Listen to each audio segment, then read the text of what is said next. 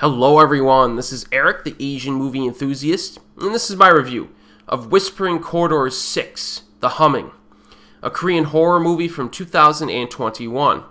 Whispering Corridors is one of my favorite horror movie franchises. I reviewed the previous 5 installments multiple times on this channel. In my opinion, the 4th installment, Voice, is the best of the bunch, and is also one of the best Korean horror movies ever made.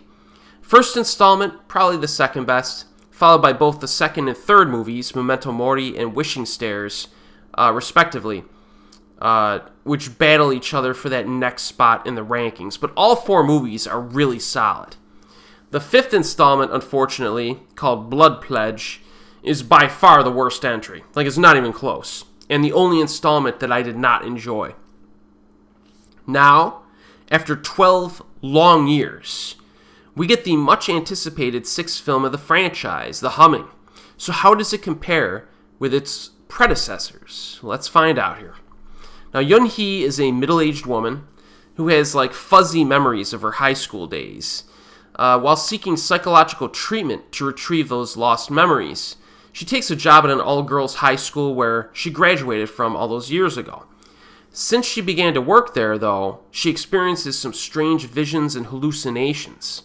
Meanwhile, one of the students encounters strange phenomena within a closed restroom at the school, and there appear to be ghosts roaming the premises, created from past tragedies.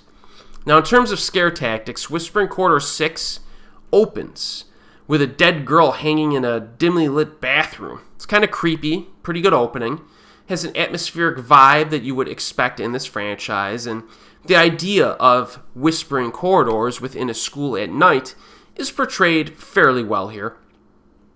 There are also a few corpse shots, which I enjoyed. Now, the problem with some of these scares is that they are very conventional and cliche. The way they set themselves up is similar to just about every ghost film from the last 20 years. We get some shadowy ghosts in the dark, as well as some visions and hallucinations, which is fine. There are a few scenes with fake jump scares, though, which I did not appreciate. Ghost design is conventional, pretty good overall quality in terms of makeup effects. The scares, though, shift more towards violent, disturbing moments during the final half hour, which are pretty effective in their intensity. Overall, I think the horror elements in this film are pretty good overall. You get there's some good stuff in here, there's some mediocre stuff. Nothing exceptional, though. Definitely a step down from the first 4 movies in the franchise. Probably better, though, than the 5th entry. Camera work and lighting are good. Production values have always been good in this franchise, and those are retained here. Though I will say that the visuals are not as memorable as some of the prior installments. So, for example, Voice had that deep red lighting during the night scenes, which added some flair. Whispering Corridors 6, it looks good, but it's lacking in a distinctive style. Performances are solid across the board. Kim So-hyung actually played one of the school teachers in Voice, but she plays a different character here.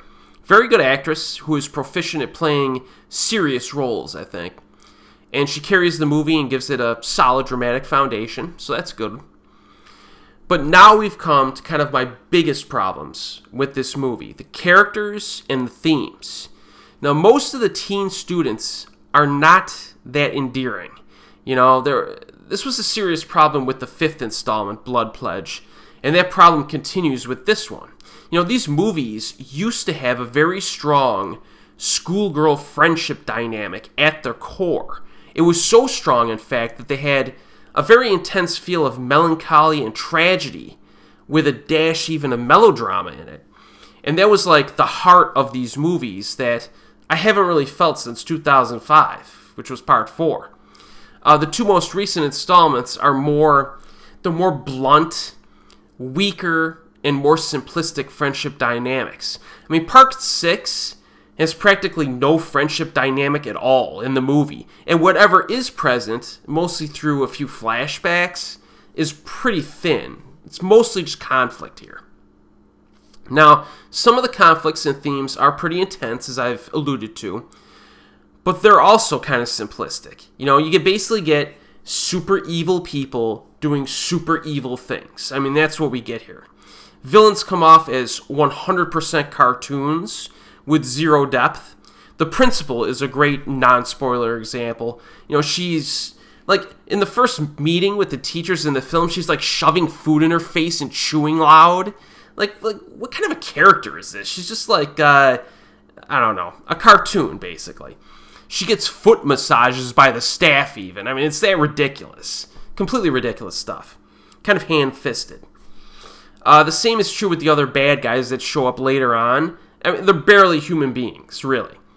Now, there is historical precedent for some of the events that are kind of referenced in this movie, but it's presented in a way that's very surface level. You know, basically gone is the complexity and nuance of the first 4 films of the franchise.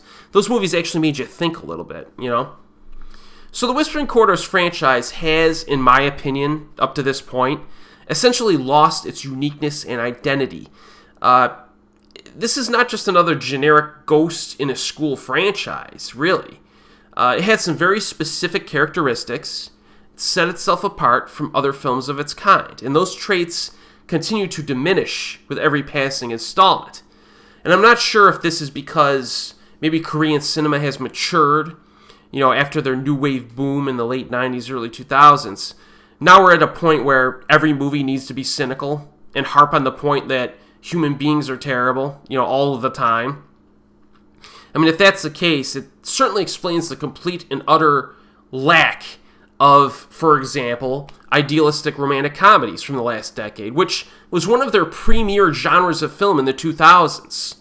You know, we can't have that anymore. We're too cynical now, right? And in like manner, these Whispering Corridor movies used to have an emotionally endearing, classy vibe to them, you know, and that served as a foundation for the horror that it could revolve around. And that's all gone now. It really is. One other observation I would like to make is that there's a certain, like, mean-spiritedness in Part 6 that's not something this franchise is known for. Like, the final half hour goes to some places that are not typical of this franchise. I mean, it's fine, I guess, but completely different from, like, the classy vibe of its predecessors. In fact, this film barely feels like a Whispering Corridors movie. If they changed the title, I may not have associated it with the franchise at all, really. But, despite some of my obvious frustrations with where this franchise has gone over the years, I will say this. Whispering Corridors 6 is a step up from Whispering Corridors 5. You know, this movie is watchable. It's watchable. You know what I mean? And it does have some reasonably intense moments, which is not something you could say about Part 5. You know, at least this movie has a little bit of an impact to it. But, you know, if you have not seen the first 4 films in the franchise, please watch them. I strongly recommend all of them, and I reviewed all of them multiple times. So, if you're already a fan of this franchise and you come to this one and you suffered through Part 5, you may as well check this one out. I think it's better than 5 at the very least. So, a DVD I purchased, and I got stung by this.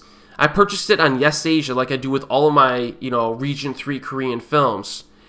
And no English subtitles. Like, the first time in like 15 years I bought a Korean DVD that had no English subs, I think. It's very rare. So that was disappointing. So if you want to watch it with subtitles right now, you got to go to one of those drama websites and watch it streaming there. But I think there's a high probability that this movie actually gets a Region 1 DVD or Region A Blu-ray release at some point in the future. So, you know, you can hang on. You're not missing a lot. You know, the movie's just watchable. In the meantime, watch the original films. And as always, folks, I'll see you next time.